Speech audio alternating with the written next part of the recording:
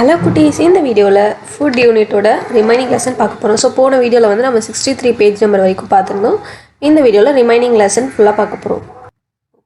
என்ன டாபிக் இருக்குது பாருங்கள். Disease. A disease is an abnormal condition that affects a living organism. So டிசீஸ்ன்றது என்னது? ஒரு அப்நார்மல் கண்டிஷனாக. ஸோ நார்மலாக இல்லாததை விட ஏதாவது ஒரு சேஞ்சாக இருந்துச்சுன்னா அதை வந்து அப்நார்மல் கண்டிஷன்னு சொல்லுவாங்க. ஸோ அது வந்து நம்ம லிவிங் ஆர்கானிசமை வந்து அஃபெக்ட் பண்ணும்போது அதுதான் வந்து டிசீஸ்னு சொல்கிறாங்க.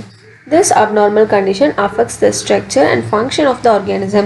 ஸோ இந்த மாதிரி அப்நார்மல் கண்டிஷன்லாம் வந்து ஒரு லிவிங் ஆர்கானிசமோட ஸ்ட்ரக்சர், ஃபங்க்ஷன் இது எல்லாத்தையுமே வந்து அஃபெக்ட் பண்ணுவோம். Diseases may be caused by external factors as well as internal dysfunctions. So டிசீசஸ்லாம் எதனால காஸ் ஆகுது? எக்ஸ்டர்னல் ஃபேக்டர், வெளியிலேருந்து ஏதாவது ஒரு திங் அஃபெக்ட் பண்ணுறதுனாலையும் காஸ் ஆகலாம். இல்லைனா நம்ம உள்ளே இருக்கிற ஆர்கன்ஸே ஏதாவது ஒன்று வந்து ப்ராப்பராக ஃபங்க்ஷன் ஆகலைன்னா கூட டிசீசஸ் வரலாம். Each disease has symptoms. So எல்லா டிசீஸ்க்குமே வந்து ஒரு சிம்டம்ஸ் இருக்குது. ஸோ சிம்டம்ஸ்னால் என்னது? அந்த டிசீஸ் வந்து இந்த டிசீஸ் தான் உங்களுக்கு வந்திருக்கு அப்படின்றதுக்கான சில அறிகுறிகள்னு சொல்லுவாங்க. அதுதான் வந்து symptoms. We come to know about the disease from their symptoms. So நம்ம அந்த சிம்டம்ஸை வச்சே வந்து இந்த சிம்டம்ஸ்லாம் இருந்தால் இந்த டிசீஸ், ஸோ ஃபீவர், கோல்டு இதெல்லாம் இருந்துச்சுன்னா இந்த டிசீஸ், அந்த மாதிரி நம்ம வந்து ஃபைண்ட் பண்ணிடலாம். ஓகே, அடுத்து காசஸ் ஆஃப் டிசீசஸ் பார்க்கலாம். Diseases are caused by micro organisms like bacteria, virus, protozoa and fungi. So என்ன சொல்கிறாங்க? பாக்டீரியா, வைரஸ், புரோட்டோசோவா, ஃபங்கை இதனால தான் வந்து டிசீசஸே வந்து வருதுன்னு சொல்கிறாங்க. They are transmitted by insects and also through contaminated air and water. So அது வந்து எப்படி டிரான்ஸ்மிட் ஆகுது? ஒரு இடத்துலேருந்து இன்னொரு இடத்துக்கு போகிறது தான் வந்து டிரான்ஸ்மிட்னு சொல்கிறாங்க. ஸோ எல்லாருக்கும் எப்படி டிரான்ஸ்மிட் ஆகுது? இன்செக்ட்ஸால். ஸோ சில இன்செக்ட்ஸ்லாம் வந்து இந்த பாக்டீரியா, இந்த மைக்ரோ ஆர்கானிசம்ஸ்லாம் வந்து டிரான்ஸ்மிட் பண்ணுது. அண்ட் அதே மாதிரி கண்டாமினேட்டட் ஏர் அண்ட் வாட்டர்னாலேயுமே வந்து இந்த மைக்ரோ ஆர்கானிசம்ஸ் டிரான்ஸ்மிட் ஆகுது. ஸோ கண்டாமினேட்டட்னா என்னது? பொல்யூட்டட். ஸோ பொல்யூட்டட் ஏர், பொல்யூட்டட் வாட்டர்னால கூட டிரான்ஸ்மிட் ஆகுதுன்னு சொல்கிறாங்க. Some diseases are caused when the function of the organ is affected. So சில டிசீஸ்லாம் எப்படி ஃபார்ம் ஆகுது? ஏதாவது ஒரு நம்ம உடம்புல இருக்கிற ஏதாவது ஒரு ஆர்கன் வந்து ப்ராப்பராக ஃபங்க்ஷன் ஆகாமல் அது ஏதாவது அஃபெக்ட் ஆகிருந்துச்சுன்னா கூட டிசீஸ் வரும். In general causes of diseases can be classified as below. So metabolic factor, example diabetes. Genetic factor, example color blindness. Microorganisms, example bacterial diseases. Nutritional factor, example marasmus. Environmental factor, example cholera. So metabolic factor, ஏதாவது உங்கள் பாடியில் இருக்கிற ஏதாவது ஒரு organ வந்து ப்ராப்பராக function ஆக முடியலன்னா மெட்டபாலிக் ஃபேக்டர் அதை அந்த டிசீஸ் வரும். ஸோ அதுக்கு எக்ஸாம்பிள் என்னென்னா டயபெட்டிக்ஸ். அதே மாதிரி ஜெனட்டிக் ஃபேக்டர்னால் ஸோ உங்களுக்கு முன்னாடி ஏன்ஷியன்ஸ் இருப்பாங்களே உங்கள் பேரண்ட்ஸ், அவங்களோட பேரண்ட்ஸ், அந்த மாதிரி ஜெனட்டிக்ஸ் யார்கிட்டையாவது இருந்து இந்த டிசீஸ் கேரி ஆகி வந்திருக்கும். ஸோ அந்த மாதிரி டிசீஸ் தான் ஜெனட்டிக் ஃபேக்டர்னு சொல்லுவாங்க. ஸோ அதுக்கு எக்ஸாம்பிள் வந்து கலர் பிளைண்ட்னஸ். அடுத்து மைக்ரோ ஆர்கானிசம்ஸ், இப்போ நம்ம பார்த்தோம்ல பாக்டீரியா, வைரஸ். ஸோ இந்த மாதிரி ஆர்கான்ஸால் வர டிசீஸ் தான் வந்து மைக்ரோ ஆர்கானிசம்ஸ். எக்ஸாம்பிள் வந்து பாக்டீரியல் டிசீசஸ் எல்லாமே. அப்புறம் நியூட்ரிஷனல் ஃபேக்டர். ஸோ நம்ம ப்ராப்பராக ஏதாவது ஒரு நியூட்ரிஷனை வந்து ப்ராப்பராக நம்ம இன்டேக் பண்ணிக்காத போது இந்த மாதிரி டிசீசஸ்லாம் வரும். Example marasmus. என்விரான்மெண்டல் ஃபேக்டர்னால் வந்து நம்ம இந்த பொல்யூட்டட் ஏர், ஸோ அதனால வர டிசீசஸ்லாம் வந்து environmental factor. Example cholera. So இங்கே ஒரு ரூட் காஸ் ஆஃப் டிசீஸ் இருக்குது பாருங்கள். ஸோ கீழே வந்து இந்த ரூட்டில் வந்து என்னென்ன இருக்குது, நமக்கு வந்து அந்த டிசீஸ் வந்து ஏன் வருதுன்ற மாதிரி ரீசன்ஸ்லாம் இருக்குது. அண்ட் மேலே வந்து டிசீசஸ்லாம் இருக்குது. ஸோ ரீசன்ஸ், காசஸ் என்னென்னு ஃபஸ்ட்டு பார்க்கலாமா? Toxins, poor sleep, trauma, negative thoughts, no exercise, digestion problem, immune imbalance, inflammation, poor diet, stress. So இதெல்லாம் தான் வந்து ஒரு டிசீஸ் வரதுக்கான காரணமாக இருக்க முடியும். ஸோ டிசீஸ் என்னென்ன வரும் இந்த மாதிரி இருந்தால்? High blood pressure, heart disease, allergies, depression, obesity, cancer, irritable bowel, arthritis, diabetes, anxiety, auto immune disease. So இந்த மாதிரி டிசீசஸ்லாம் வரதுக்கு சான்சஸ் இருக்குது. அடுத்து டைப்ஸ் ஆஃப் டிசீசஸ் பார்க்கலாம். There are 4 main types. So 4 main types இருக்குது. என்னென்னா infection diseases, hereditary diseases, physiological diseases, deficiency diseases. So first infectious diseases பார்க்கலாம். Infectious diseases are caused by microorganisms which invade our body and multiply inside them. So infectious டிசீசஸ்னால் என்னது, micro ஆர்கானிசம்ஸால் வர டிசீசஸ்லாம் தான் infectious டிசீசஸ்ன்னு சொல்லுவாங்க. So அது வந்து நம்ம உடம்புக்குள்ளே வந்து நம்ம உடம்புக்குள்ளேயே நிறையா மல்டிபிள் ஆகும். அந்த ஒரு மைக்ரோ ஆர்கானிசம் நம்ம உடம்புக்குள்ளே போனால் கூட நிறையா மல்டிப்ளை ஆகி அது வந்து நிறையா ஆகிடும். These diseases R spread from one person to another. So இந்த மாதிரி டிசீசஸ்லாம் வந்து ஒரு பர்சன் கிட்டேருந்து இன்னொரு பர்சனுக்கு ஈஸியாகவே டிரான்ஸ்மிட் ஆகும். Example common cold. Hereditary diseases. Hereditary diseases occur due to abnormalities in the gene. So இதெல்லாம் வந்து ஒரு ஜீன் மூலமாக வர diseases. These diseases are passed from parents to children. So நம்ம பேரண்ட்ஸ் கிட்டேருந்து சில்ட்ரன்ஸ் அந்த மாதிரி வர்றது தான் வந்து hereditary diseases. So example heart disease. அடுத்து psychological diseases. Diseases which are caused due to malfunctioning of the body organs are called psychological diseases. So நம்ம பாடியில் இருக்க ஏதாவது ஒரு ஆர்கன் வந்து ப்ராப்பராக ஃபங்க்ஷன் ஆகலை அப்படின்னா வர டிசீசஸ்லாம் தான் வந்து psychological diseases. Example asthma. Deficiency diseases. A diet which contains all essential nutrients in correct proportion is indispensable for maintaining good health. So நம்ம குட் ஹெல்த்தை மெயின்டைன் பண்ணுறதுக்கு எல்லா நியூட்ரியன்ஸும் இருக்க ஒரு கரெக்ட் ப்ரொப்போர்ஷனில் இருக்கிற ஒரு டயட் வந்து கண்டிப்பாக தேவைன்னு சொல்கிறாங்க. Deficiency is in one or more of the nutrients causes various diseases. So நம்ம இந்த மாதிரி ப்ராப்பராக எல்லா நியூட்ரியன்ஸுமே எடுத்துக்காமல் ஏதாவது ஒரு சில நியூட்ரியன்ஸை நம்ம குறைச்சிட்டோன்னா அந்த டைமில் வர டிசீசஸ்லாம் தான் வந்து deficiency diseases. These are call deficiency diseases. So இந்த மாதிரி வர டிசீஸ் தான் வந்து டெஃபிஷியன்சி டிசீசஸ். ஓகே, இப்போ நம்ம ப்ரோட்டீன் டெஃபிஷியன்சி டிசீஸ் பற்றி பார்க்கலாம். Marasmus and kwashiorkor are the protein deficiency diseases. So marasmus, kwashiorkor இதெல்லாம் தான் வந்து ப்ரோட்டீன் டிஃபிஷியன்சி டிசீஸ். அப்படின்னா என்னது, ப்ரோட்டீன் குறைபாடால் வர டிசீஸ் தான் வந்து marasmus and kwashiorkor. In marasmus the child loses weight and it will appear as though bones are covered by skins. So இந்த பிக்சரில் இருக்க பார்த்தீங்களா, இந்த பையனுக்கு தான் வந்து மராஸ்மஸ் இருக்குது. ஸோ அது எப்படி இருக்கும், அந்த சைல்டு வந்து வெயிட் ரொம்ப லாஸ் பண்ணிவிட்டு ஒரு போன்ஸை வந்து வெறும் ஸ்கின் தான் கவர் பண்ணியிருக்க மாதிரி இருக்கும். இவங்க பார்த்தீங்களா போன்ஸே தெரியுது, கையெல்லாம் பார்த்தீங்கன்னா வெறும் போன்ஸ் மட்டும்தான் இருக்கிற மாதிரி இருக்குது. ஸோ இதுதான் வந்து மராஸ்மஸ்ன்னு சொல்லுவாங்க. In kwashiorkor the child develops an enlarged belly with swollen face and feet. By eating protein rich food like egg, milk, fish and green leaf vegetables, we can avoid protein deficiency diseases. So இந்த பையனுக்கு தான் வந்து குவாஷியர்கர் இருக்குது. So பார்த்திங்கன்னா அவனுக்கு வந்து stomach வந்து belly வந்து ரொம்ப பெருசாக இருக்கும், with swollen face and feet. So இதுதான் வந்து குவாஷியர்கர்னு சொல்லுவாங்க. ஸோ இந்த டிசீஸை குறைக்கிறதுக்கு என்ன வழி, நம்ம நிறையா வந்து ப்ரோட்டீன் ரிச் ஃபுட்டெல்லாம் சாப்பிடணும். அதாவது egg, milk, fish, green leafy vegetables. So இந்த மாதிரி ஃபுட்டெல்லாம் நம்ம சாப்பிட்றது மூலமாக நமக்கு நிறையா ப்ரோட்டீன்ஸ் கிடைக்கும். ஸோ இந்த டிசீசஸை வந்து நம்ம அவாய்ட் பண்ண முடியும். இப்போ vitamin and mineral deficiency diseases பார்க்கலாம். Certain diseases are caused by deficiency of vitamins and minerals. So vitamins and minerals குறைபாடால் கூட சில டிசீசஸ் வரும். By eating vitamin and mineral rich foods we can avoid these diseases. So நம்ம வந்து vitamin mineral அதிகமாக இருக்கிற foods எடுத்துக்கிட்டோன்னா இந்த மாதிரி டிசீசஸ் நம்ம அவாய்ட் பண்ணலாம். The following table gives some of the diseases caused by deficiency of vitamins and minerals and the food items which rectify them. So இந்த டேபிள் என்ன கொடுத்துருக்காங்க, விட்டமின்ஸ் மினரல்ஸால் வர டிசீசஸ் அண்ட் என்னென்ன ஃபுட் ஐட்டம்ஸ் சாப்பிட்டா அந்த ப்ராப்ளம்ஸை நம்ம சால்வ் பண்ண முடியுன்றதுக்கான ஃபுட் ஐட்டம்ஸும் கொடுத்துருக்காங்க. Name of the vitamins or minerals, name of the disease, food containing the vitamin or minerals. Okay, vitamin A. So first vitamin A இல்லைன்னா என்ன வரும், நைட் பிளைண்ட்னஸ். ஸோ அதுக்கு நம்ம அவாய்ட் பண்ணுறதுக்கு என்னென்னு சாப்பிடணும், egg, milk, carrot, papaya. So இதெல்லாம் சாப்பிட்டோன்னா நமக்கு விட்டமின் ஏ வந்து நிறையா கிடைக்கும். அடுத்து விட்டமின் பி கம்மியாக இருந்துச்சுன்னா பெரின்ற டிசீஸ் வரும். ஸோ அதுக்கு நம்ம என்னென்ன சாப்பிடணும், milk, peas, cereals, green vegetables இதெல்லாம் சாப்பிட்டோன்னா விட்டமின் பி நமக்கு இம்ப்ரூவ் ஆகும். அடுத்து vitamin C, scurvy, amla, orange, lemon, tomato. அடுத்து விட்டமின் டி, விட்டமின் டி கம்மியாக இருந்தால் ரிக்கெட்ஸ்ன்ற டிசீஸ் வரும். ஸோ அதுக்கு நம்ம என்னென்ன எடுத்துக்கணும், sunlight, milk, egg, fish. So இங்கே என்னடா சன்லைட்னு கொடுத்துருக்கு, சன்லைட் எப்படி சாப்பிட்றதுன்னு நீங்கள் யோசிக்கலாம். நம்ம வந்து வெறும் போய் வெயிலில் நின்னோனாலே நமக்கு அந்த விட்டமின் டி எனர்ஜி வந்து கிடைக்கும். ஸோ வெயிலையும் வந்து நம்ம போகணும், எப்பயுமே நம்ம வெயிலில் போக மாட்டேன்ற மாதிரி இருக்கக்கூடாது. ஓகே, அடுத்து விட்டமின் இ, ஸ்டெரிலிட்டி. என்னென்ன சாப்பிட்ணும்? Apple, wheat, green vegetables.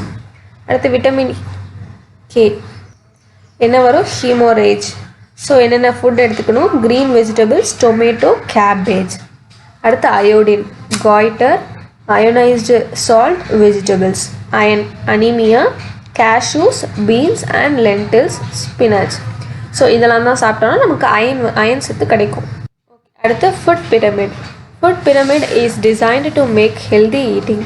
So food பிரமிடுன்றது வந்து எதுக்கு டிசைன் பண்ணியிருக்காங்கன்னா, நம்ம வந்து நல்லா ஹெல்த்தியாக சாப்பிட்ணுன்றதுக்காக தான் வந்து ஃபுட் பிரமிட் அப்படின்னு சொல்லிட்டு ஒரு இதை வந்து டிசைன் பண்ணியிருக்காங்க. Depending upon our work, age and sex, the requirement of various nutrients vary from people to people.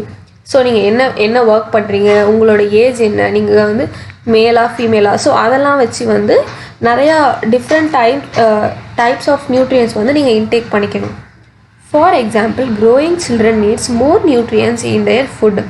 So இப்போ வளர்கிற பசங்க, குட்டி பசங்க இருப்பாங்கள்ல, ஸோ இப்போ தான் வளர்கிற ஸ்டேஜ், ஸோ அவங்கெல்லாம் வந்து நிறையா ப்ரோட்டீன்ஸ் எடுத்துக்கணும். ஏன்னா அவங்க வந்து வளர்கிறதுக்கு ப்ரோட்டீன்ஸ் ரொம்பவே இம்பார்ட்டண்ட்.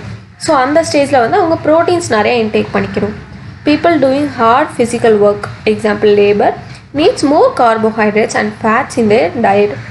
ஸோ நிறைய ஃபிசிக்கல் ஒர்க் பண்ணுவாங்க, இப்போ நிறையா லேபர்லாம் இருக்காங்கள்ல, ஸோ அவங்களுக்குலாம் வந்து நிறைய ஃபிசிக்கல் ஒர்க் இருக்கும். ஸோ அவங்களாம் என்ன இன்டேக் பண்ணிக்கணும்? கார்போஹைட்ரேட்டும் ஃபேட்டும் நிறையா இன்டேக் பண்ணிக்கணும். Eating healthy breakfast helps to improve concentration and it boosts metabolism. So நம்ம வந்து பிரேக்ஃபாஸ்ட், மார்னிங் சாப்பிட்ற பிரேக்ஃபாஸ்ட் வந்து ரொம்பவே ஹெல்த்தியாக எடுத்துக்கணும். ஏன்னா அதுதான் வந்து நம்ம கான்சன்ட்ரேஷனையும் இம்ப்ரூவ் பண்ணுறதுக்கும் மெட்டபாலிசமை பூஸ்ட் பண்ணுறதுக்குமே வந்து ரொம்பவே ஹெல்ப்ஃபுல்லாக இருக்கும். So balanced diet. The food we normally eat in a day is our diet. So நம்ம டெய்லியுமே வந்து நம்ம ஃபுட் சாப்பிட்றோம்ல, அதுதான் வந்து நம்ம டயட்னு சொல்கிறோம்.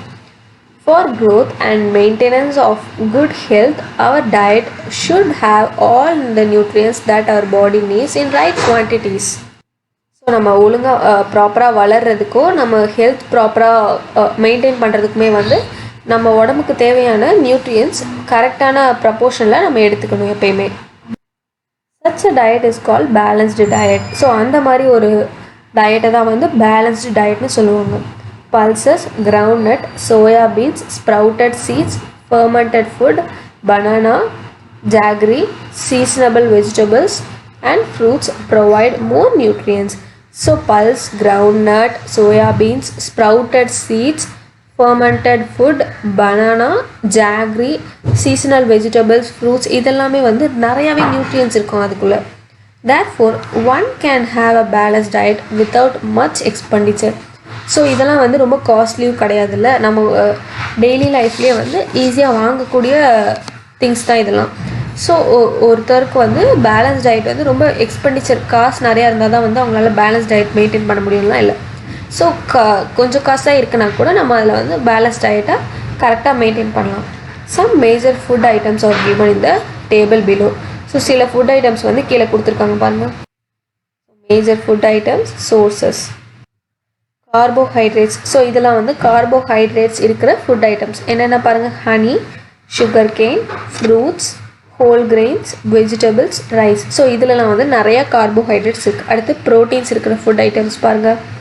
Legumes, pulses, nuts, soybean, green leafy vegetables, fish, egg, milk.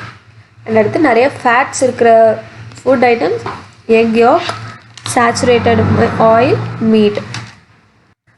Okay, அடுத்து இதுதான் வந்து ஃபுட் பிரமிட். ஸோ இதில் கீழே என்னென்ன இருக்குது பாருங்கள். நிறையா கிரெயின்ஸ், வீட் எல்லாமே வந்து இருக்குது.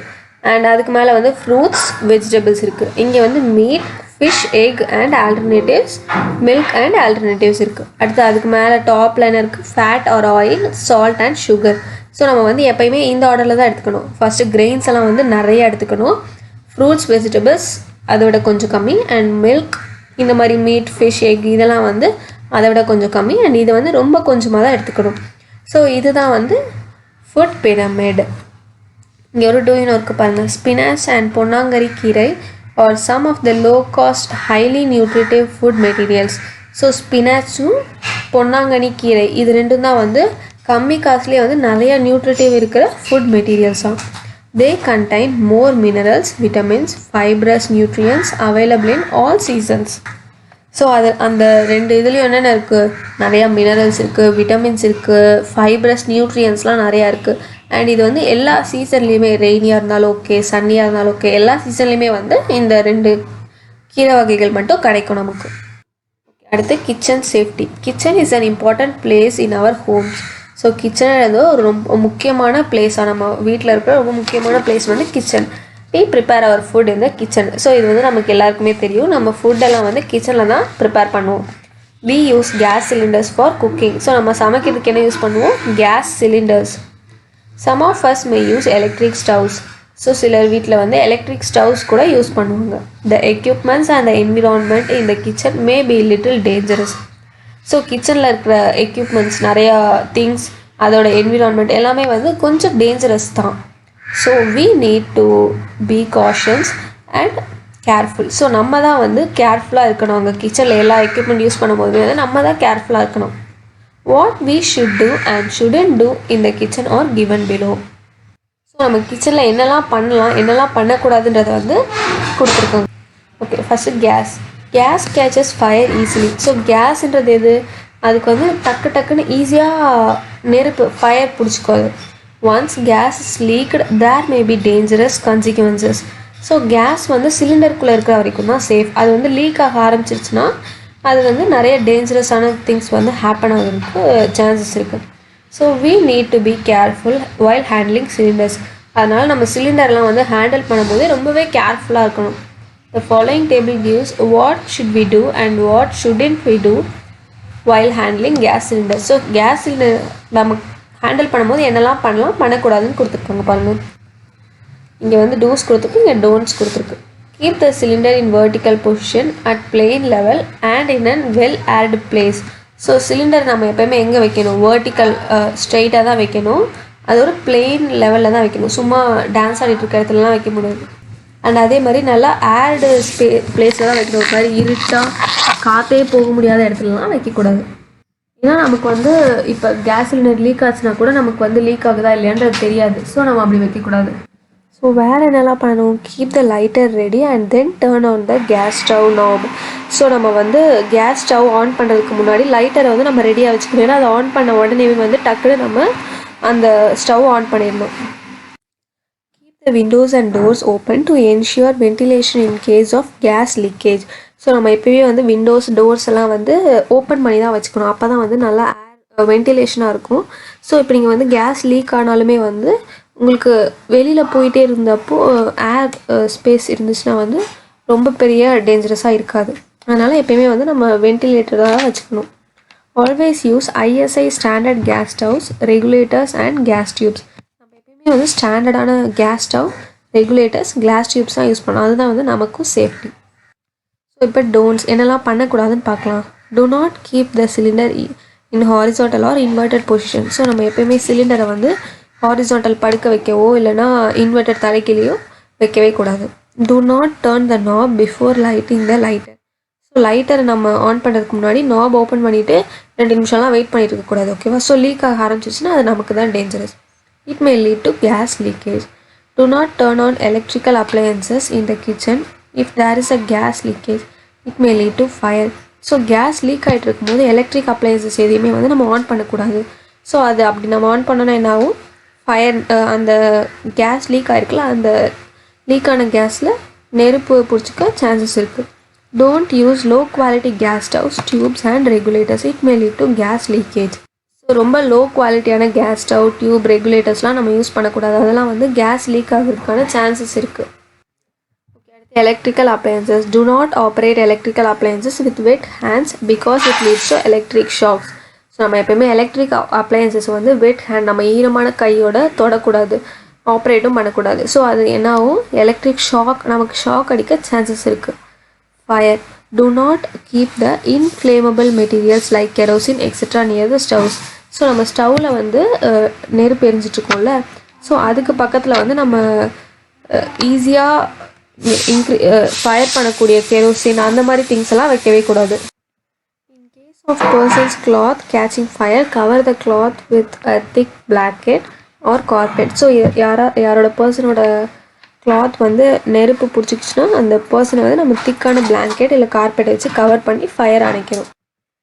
Kerosene or oil catches fire, use sand to put out the fire. So kerosene இல்லைனா ஆயில் ஏதாவது வந்து ஃபயர் ஆயிடுச்சுன்னா வந்து நம்ம சாண்ட் மண் யூஸ் பண்ணி அந்த ஃபயரை வந்து அணைக்கணும். If solid materials like wood catch fire, use water to put out the fire. So solid materials wood அந்த மாதிரி ஏதாவது ஃபயர் ஆக ஆரம்பிச்சிச்சுன்னா நம்ம வந்து வாட்டர் யூஸ் பண்ணி அதை அணைக்கணும். If an electric appliances catches fire, unplug the appliance and disconnect the electricity.